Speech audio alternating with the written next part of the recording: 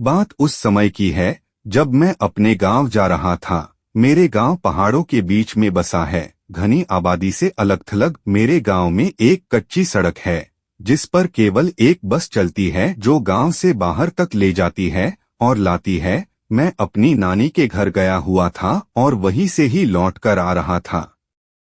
रात का समय था। बस ने मुझे गांव के बाहर उतारा था क्योंकि सड़क गांव से बाहर की ओर थी और मेरा घर गांव के काफी अंदर था। पर इससे मुझे कोई फर्क नहीं पड़ता क्योंकि पहले भी मैं बहुत सी बार सफर कर चुका हूं। पर इस बार मैं काफी देर रात गांव में पहुंचा था। मैंने अपना सामान उतारा और उसे उठाकर अपने घर की तरफ बढ़ा। उस समय रात के लगभग 12:30 बजे थे।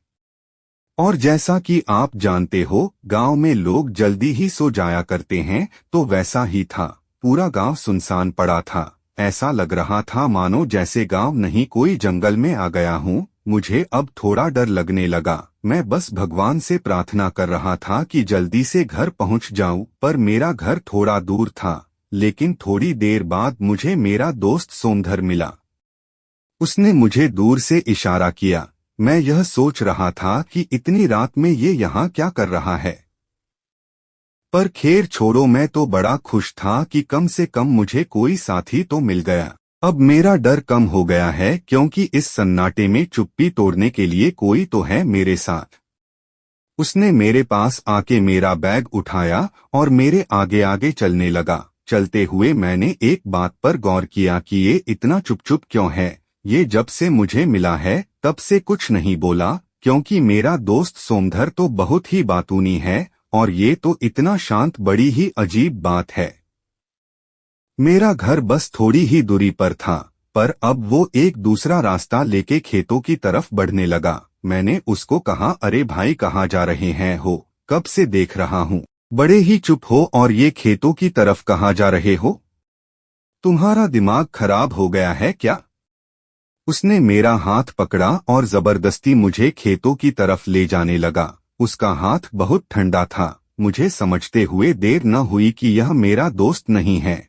वो मुझे पास ही के एक कुएं तक घसीटते हुए ले जा रहा था। मैं जोर जोर से चिल्लाने लगा।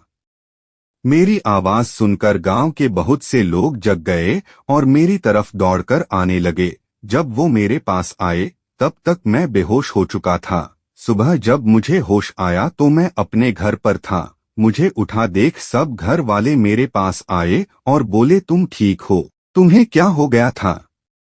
तुम रात को बरगद के पेड़ से लिपटे हुए बेहोश पड़े थे। तुम्हारे साथ क्या हुआ था?